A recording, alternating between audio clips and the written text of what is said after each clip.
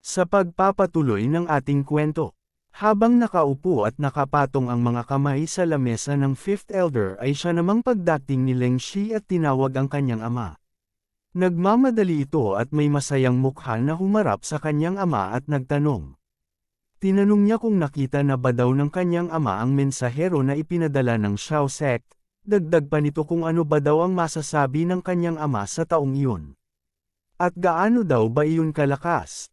Habang nakatingin sa libro ang kanyang ama ay nagsalita ito at sinabi na, meron naman daw kahit papaanong skills ang taong iyon ngunit ipinayo ng kanyang ama na mas mabuti kung huwag na muna ito gaanong maglalalabas ng kanyang silid, dagdag pa ng elder. Dahil ang taong iyon daw na si Xiao Kuang Yun ay hindi mabuting tao. Nagsalita si Leng Shi sa elder na kanyang ama na. Kaya daw ba ito parang nag-aalala ay dahil sa taong iyon na si Xiao Kuang Yun? Sumagot naman ang matanda na. Ang taong iyon ay nagdala ng regalo na kung tawagin ay Mystic Connecting Powder. At sinabi din umano nito ang kayang gawin ng item na iyon kung saan ay kaya nitong ayusin ang sirang meridian. Naikinagulat naman ni Leng Shi at nanlaki ang mata nito at napabuka ang kanyang bibig at nagsabi na kung talaga ba na kaya nitong ayusin ang sirang meridian. Tumugon ang kanyang ama at sinabi, Sai, na hindi na daw dapat pag-usapan kung ito ba ay kapaki-pakinabang o hindi. Dahil ang bagay daw na iyon ay nasa pangangalaga na ng clan head. At ito daw itinuturing na isang treasure ng clan. At malamang sa malamang din daw na hindi nito gugustuhan na ipagamit ito kay Xiao Che. Hinampas naman ni Leng Shi ang lamesa at tinanong nito sa kanyang ama kung bakit naman daw. Gayong mas kailangan ni Xiao Che ang Mystic Connecting Powder. Sumang-ayon dito ang kanyang ama ngunit ipinaliwanag niya kay Qing Yu na sa paningin ng clan head si Xiao Che ay isa lamang basura at ito'y walang halaga. Hindi naman pumayag si Leng Shi sa kanyang mga narinig kaya sinabi nito na hindi iyon totoo. At mariin nitong sinabi na si Xiao Che ay isang kamanghamang at kapaki-pakinabang na tao. At lumipat ang tagpo sa labas ng gusali. Gabi na at medyo madilim na rin. Na makikita si Leng Shi na nakasuot ng parang isang asasin. Ito ay huminto sa isang pinto at lam-ingalinga. At pagbilang nito ng tingin sa likod ay bigla na lang nanlaki ang kanyang mata at makikita ang isang imahe ng isang tao at tila ba dadakmain na kasiya anumang oras. Kaya napasigaw na lamang siya at mapapansin na naalis na rin ang takip sa kanyang mukha. At paglingon nito ay nakita niya ang fifth elder kaya natawag niya ito ng ama habang hawak nito ang maskara ni Leng Shi. Nagsalita ang matanda at tinawag nito si Leng Shi. Tinanong niya ito ng may seryosong mukha kung binabalak ba nito na nakawin ang Mystic Connecting Powder. Hindi naman magawang maituloy ni Leng Shi ang pagsagot at ang tanging lumalabas sa kanyang bibig ay ang salitang ama. Sumabog naman sa galit ang matanda at sinabing isa itong malaking kabaliwan at alam daw ba ni Leng Shi kung gaano ito kamapanganib. Dagdag pa ng matanda na ang Mystic Connecting Powder ay regalo ng Shao sect at kung sakali na mahuli ka na ninakaw mo ito, ay paparusahan ka ng Shao sect ora-orada. At wala ni isa man sa Floating Cloud City ang makakapagligtas sa iyo. At napayuko na lang si Leng Shi ng kanyang ulo habang pinagpapawisan. Inamin naman ni Leng Shi ang kanyang pagkakamali. Ngunit sinabi niya na sobrang naawa siya kay Xiao Che. Dahil ipinanganak ito na may sirang Mystic Meridian na siyang dahilan kung bakit minamaliit siya ng lahat. Habang si Xiao Che ay nananatiling mabuti. Pagalit na isinigaw ni Leng Shi sa kanyang ama kung alam ba daw nito ang nararamdaman ni Xiao Che sa tuwing sinusubukan nitong tumawa. At mariin na sinabi ni Leng Shi sa kanyang ama na handa nitong harapin ang kahit na ano pa mang kaparusahan basta mapagaling lang ng Mystic Connecting Powder ang mga sirang meridian ni Xiao Che. Napasay na lang ang matanda at sinabing naiintindihan naman daw nito kung ano ang nararamdaman ni Leng Shi. Sabay hinawakan nito ang ulo ng kanyang anak at tinanong ito kung alam ba din daw nito ang mangyayari sakaling mahuli nga ito. At sino na lang daw ba ang mag-aalaga kay Xiao Che kung sakali. Bigla naman na nanlaki ang mata ni Leng Shi at naisip niya na oo nga naman. Kung sakaling mahuli nga siya ay paano na ba daw si Xiao Che at ano na lang ang gagawin nito? Pinutol siya ng kanyang ama sa kanyang iniisip at sinabi nito na gagawin niya daw ang lahat para makuha ang Mystic Connecting Powder kaya matulog na daw ito. Wala nang ang nagawa si Leng Shi kaya humingi ito ng tawad sa kanyang ama kung pinag-alala niya raw ito.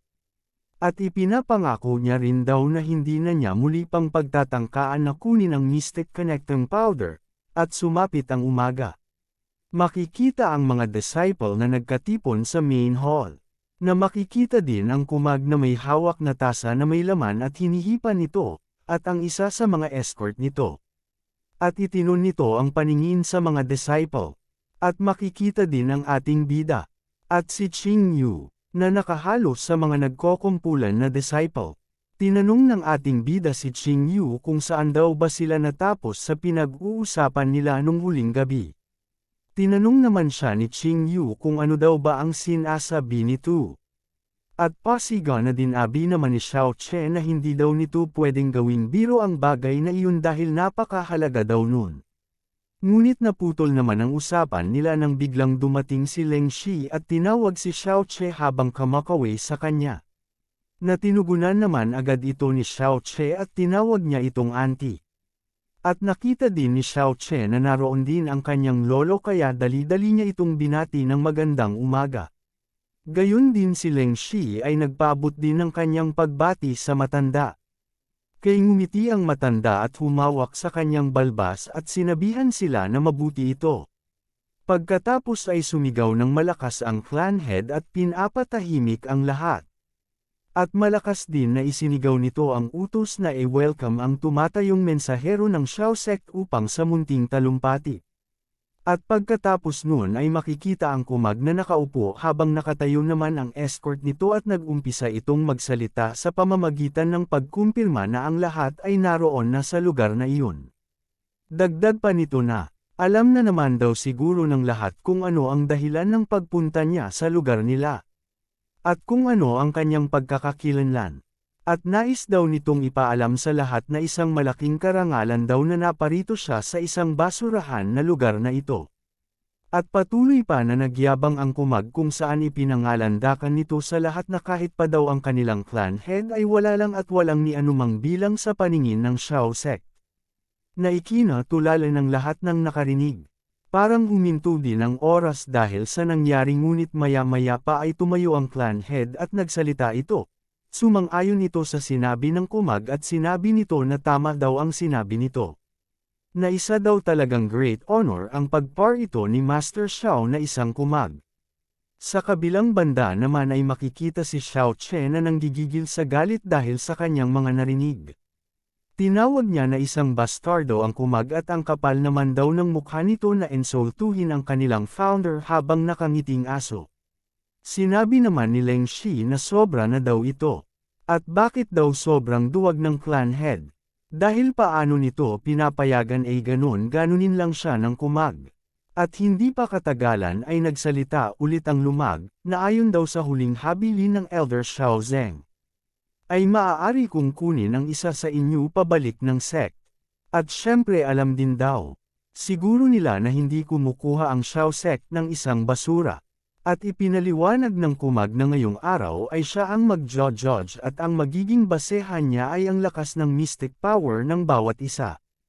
At doon siya umano kukuha ng isa na may pinakamahusay na talento. At habang sinusuri nito ang mga dates ay binanggit nito na ang dinala niyang Mystic Connecting Powder ang siyang gagawing premyo sa sino man na mananalo. Malakas na tinawag nito ang clan head at hiniling na dalhin sa kanya ang Mystic Powder. Ngunit ilang sandali na ang lumipas ay walang response ang dumating at makikita ang clan head na pawis at hindi malaman ang dapat sabihin. Dahil sa sobrang tagal sumagot ng clan head sa paulit-ulit na pagtawag ng kumag at naiinis na tinawag ulit ito ng kumag at pinagmamadali at sinabihan niya pa ito na kung hindi ba siya nito narinig o ayaw lamang niya talaga na ibigay sa kanya ang Mystic Connecting Powder. Subalit nanginginig naman ang buong katawan ng clan head at nauutol na nagsalita at humihingi ng tawad na patawarin daw siya nito sa kanyang malaking nagawang pagkakamali, Lumuhad ito at ipinaliwanag sa kumag na nitong umaga lang, nung kanyang susuriin sana ang pinaglalagyan ng Mystic Connecting Powder ay napansin niya na lamang na ito ay nawawala. Naikinagulat naman ng lahat ng mga elder at napatanong silang lahat at napabulalas na sinabing ano.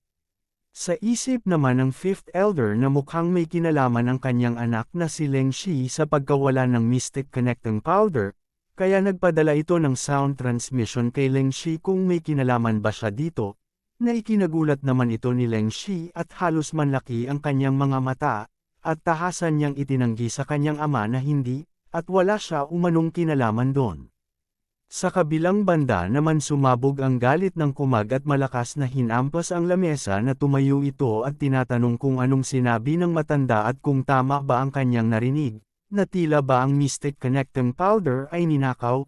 Malakas itong sumigaw sa lahat at tinatanong kung sino ang pangahas na ng ahas na nagnakaw ng kanyang iniregalo na mula sa sekta. Napatingin naman dito ang ating bida, at sa isip niya ay parang may hindi tama. Dahil sa ipinakikita na ekspresyon ni Xiao Yunhai na siyang clan head ay hindi naman kapanipaniwala dahil parang umaarte lang ito na nagagalit sa pagkawala ng Mystic Connecting Powder, at sa tingin niya sa ginagawa ng kumag ay maliwanag na umaarte lang ito na sa malamang tila ba ang dalawang ito ay magkasabwat. Nagsalita ang kumag at isinalaysay sa kanila na kahapon lang nang inilabas niya ang Mystic Connecting Powder ay sila lamang ang naroroon. At dagdag pa ng kumag na lahat naman siguro ng nandirito ay hindi mga tanga para ikalat ang balita, di ba?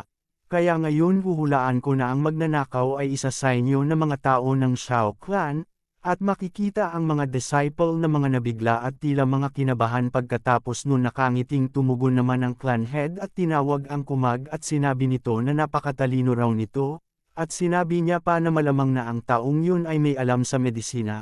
Ngunit sinisigurado ko naman na hindi niya kailangan sa sarili niya ang Mystic Connecting Powder, dahil malamang may paglalaanan siya nito na kung sino.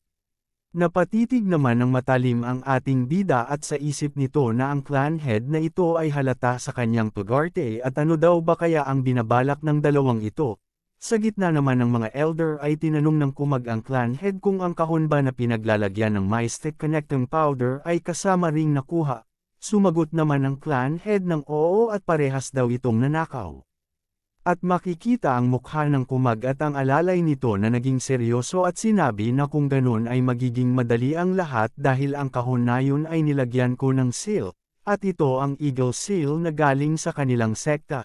Ang seal na merong mystic power, kaya ang dapat niya lang daw gawin ay i-activate ang kanyang mystic power, at mararamdaman niya na kung nasaan naroroon ang kahon.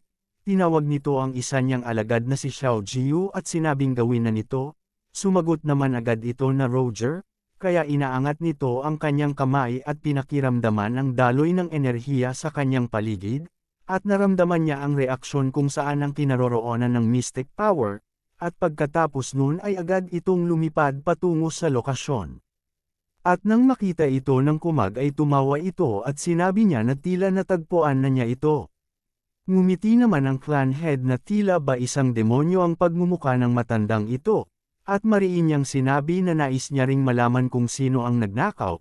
Kumpiyansa niya pang sinabi sa kumag na pagkatapos daw na mahuli ang salarin ay ipapaubaya na niya ito sa kumag ang pagpaparusa dito. Ngumiti ito ng malademonyo at may pamumula pa at sinabi ng kumag na syempre iha-handle niya raw ito ng maayos at magtatapos ito walang iba kundi sa kanyang kama. Sa kabilang banda naman ay nakarating na si Xiao Jiu sa lokasyon at makikita na hawak na nito ang kahon at itinaas. Masaya pa nitong sinabi sa kumag na natagpuan na raw ito, at ito ay nakita niya sa ilalim ng unan sa room 66. Na siyang ikinagulantang ng fifth elder na ama ni Leng Shi, at napakagat naman sa kanyang ngipin ang ating bida na binanggit ang room 66. At noindang din si Leng Shi sa kanyang narinig dahil ang tinutukoy na kwarto nito ay ang kanyang kwarto mismo, at paano raw ba ito nangyari? Kahit nauutol ngunit mariin niyang itinatanggi na wala siyang kinalaman, at hindi siya ang magnanakaw. Natigilan naman ang kumag nang makita niya kung sino ang nagmamay-ari ng tinutukoy na kwarto, at napasabi siya sa kanyang isip na sobrang ganda ng babaeng ito. At tama daw ang sinabi sa kanya ni Yulong na ang babaeng ito ay hindi nalalayo sa kagandahan ni Qing Yu. Masaya ito na itinaas ang kanyang kamay at inutusan ang kanyang mga tauhan na itali si Leng Shi at dalhin daw ito sa kanyang kwarto. Sa sobrang kasabikan nito ay kung ano-anong kahalayan na ang pumasok sa isip nito, ngunit pilit niyang pinigilan ang sarili upang hindi siya mahalata, at sinabi niya sa kanila na parurusahan niya ang magnanakaw. Sa kabilang banda naman ay tumitig ng matalim ang ating bida, at naunawaan niya na malinaw pa sa sikat ng araw ang mga nais gawin ng mga bastardong ito, at napagtanto niya na ang lahat ng mga naganap ngayon ay planado na ng mga bastardo upang mahulog sa patibong ang kanyang little auntie na si Xiaoleng Shi, at pagtapos nun makikita ang mga disciple ng clan na pinalibutan na nga si Leng Shi at kasama nito si Xiao Che. Tumawa ang isang disciple na may hawak na lubad, at sinabi nito na hindi daw sumagi sa kanyang isip na si Leng Shi ang salarin sa pagnanakaw. Sinabi naman ng isa na top mole dahil sa ginalit mo si Master Xiao na kumag ay malamang na magsusuffer ito.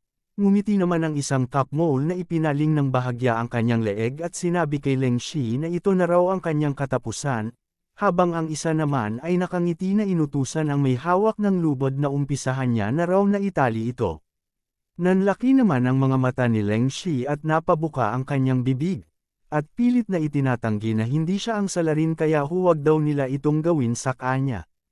At sa mga nangyayaring ito ay patuloy na uminit ang tensyon, at hindi rin nagtagal ay makikita ang fifth elder na siyang ama naman ni Leng Shi, at itinataas ang kanyang kamay na nagpalabas ng kanyang aura at malakas na isinigaw sa mga kumag na itigil nila ngayon na ang kanilang mga itinatangkang gawin. At pagkatapos ay makikita na pinakawalan nito ang kanyang enerhiya patungo sa direksyon ng mga top mole na disciple na nang ahasdakin ang kanyang anak, na siyang tumama naman dito at ikinasigaw nila ng sakit, nagalit naman dito ang clan head. At tinawag si Xiao Lei at sinigawan niya ito na tinatanong kung ano ang ginawa nito at bakit ito kumikilos ng marahas sa harapan pa mismo ni Master Xiao, at nalimutan na ba nito kung saan siya dapat lumugar. Ngunit makikita naman sa mukha ng ama ni Leng Shi ang labis na galit nito. Sa kabilang banda naman ang maramdaman ng kunag aura ng matanda ay napakagat ito sa kanyang ngipin habang pinagpapawisan, dahil hindi rin biro ang lakas na ipinakikita ng matanda, ngunit bigla. Sa kanyang likuran ay bigla niyang naramdaman ang aura ng isang individual, at makikita na ito pala ay ang isang escort na kasama ng kumag na siyang may bitbit noon ng kahon na pinaglalagyan ng Mystic Connecting Powder. Naging kulay pula rin ang mga mata nito, at napatanong ito kung ano daw ba ang sinasabi ng matanda, at nais daw bang palabasin na mali ang kanyang master, at makikita ang aura na lumalabas sa escort, na siyang ikinaalerto ng fifth elder, at napakagat din ito sa kanyang ngipin dahil sa isip niya na sobrang lakas daw ng taong ito, at sinabi niya rin sa kanyang isip na kailangan niya ring kumalma, dahil lalo lamang daw lalala ang sitwasyon kapag nakipaglaban siya. Kaya sumigaw ito at tinawag kumag na Master Xiao at ipinaliwanag dito na ang kanyang anak na si Leng Shi ay isang napakabait na babae, at ang lahat ng ito ay isa lamang na hindi pagkakaunawaan. Kaya hinihiling niya na mas palalimin pa ang pag-iimbestiga. Sarkastiko namang ngumiti ang kumag, at mariing sinabi na ang ebidensya ay nasa harapan na nila, at ano pa raw ba ang kailangan nilang imbestigahan. Makikita naman ang clan head na umarte na akala mo'y talagang nabigla at tinawag ang pangalan ni Leng Shi, at sinabi nito kung paano raw ba nagawa nito ang mga ganang bagay at siya raw ay talagang na-disappoint dito. Sumigaw naman si Leng Shi at nangatwiran na hindi niya yun ginawa, at kung sakaling man daw na ginawa niya yun ay walang pag-aalinlangan na aaminin niya yun. Ang kumag naman na si Yulong ay sinaway si Leng Shi at ipinangalandakan dito na siya ay sobrang malapit kay Xiao Che, kaya malamang nagawa niyang magnakaw para ang Mystic Connecting Powder ay ibigay dito. At makikita ang mga top mole na nagbubulungan at sinabi ng isa na maging siya ay naniniwala na yun nga ang dahilan kung bakit nagawa iyon ni Leng Shi. At sinabi naman ng isa, na tama dahil iyon kay Xiao Che na sinabi nila na walang hiya raw ang ating bida dahil hindi ito karapat-dapat, at makikita si Leng Shi na tila isang maliit sa harap ng mga disciple na ang mga iniisip nito kay Leng Shi ay puro hindi magaganda. Sa isip ng isa mukha lang daw inosente si Leng Shi pero hindi niya akalain na magagawa niya yung bagay na iyon. Sinabi naman ng isa na yari na raw si Leng Shi, dahil nang ahas ito na nakawin ang regalo ng sekta at kung hindi lang daw dahil kay Master Xiao na kumag ay hindi raw nila malalaman ang totoo, hindi naman maipaliwanag ni Leng Shi ang nararamdaman at natataranta na ito na halos tutulo na ang luha at nagbabadya ng umiyak, na maging ang pawis nito ay nagsimula na ring tumulos sa kanyang mukha, at sinusubukan niyang tigilan sa pagsasalita ang mga top mole. Sa kabila ng samot-saring emosyon na kanyang nararamdaman ay hindi niya inaasahan na bigla na lang. Isang kamay ang humawak sa kanyang kamay, at paglingon niya ito pala ang ating bida. At sinabi ng ating bida sa kanya na little auntie wag kang mag-alala. Dahil hindi na naman daw mahalaga kung hindi ka nila pinaniniwalaan dahil ako na si Xiao Che ay mananatili sa iyong tabi. At nang marinig yun ni Leng Shi ay binanggit niya ang pangalan ng ating bida na si Xiao Che, habang ang kanyang mukha ay nagkaroon ng pamumula. Maangas naman na sinabi ng ating bida na ipaubaya na sa kanya ang lahat, at dahil sa mga salita na binitawan ng ating bida, ay bigla namang yumpal ang kumag na si Yulong. Nakangiti ito na sinabi na kahanga-hanga raw ang mga salitang binitawan ng ating bida, at tinanong nito ang ating bida kung binabalak ba daw nito na kalabanan si Master Xiao. Napatitig naman sa kanya ang ating bida ng matalim, at sinabi sa kanyang isip na ito palang walang hiyang ito ang nasa likod ng lahat ng mga ito. At naisip pa nito habang nakatingin sa kumag na si Yulong na kung tutuusin ang kumag na si Master Xiao ay hindi pa nakikita si Leng Shi. Kaya hindi maaari na nagka-interes na ito kay Leng Shi sa umpisa pa lang, at malamang si Yulong ang nag-set up nito.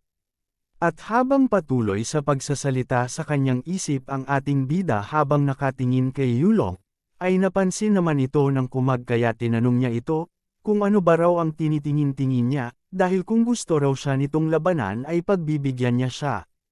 Ngunit, wag daw siya nitong sisisihin kung magiging masyado siyang marahas. Hindi naman ito pinansin ng ating bida. Sa halip, isinuntok nito ang kanyang kamao sa kanyang palad bilang tanda ng paggalang at nagsalita ito na tinawag ang pangalan ni Master Xiao. At sinabi niya na pakiusap pahintulutan niyo po akong ipakilala ang aking sarili. Ako si Xiao Che na pamangkin ni Xiao Leng Shi.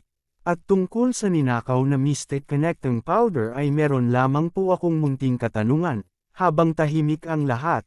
Ay napatawa ang kumag na si Yulong at sa isip niya ay mayabang siyang tumatawa, at sinabi niya pa na ng hanggas pa talaga ito na hindi siya pansinin, pero wag daw itong mag-alala dahil makakatikim din umano ito sa kanya mamaya.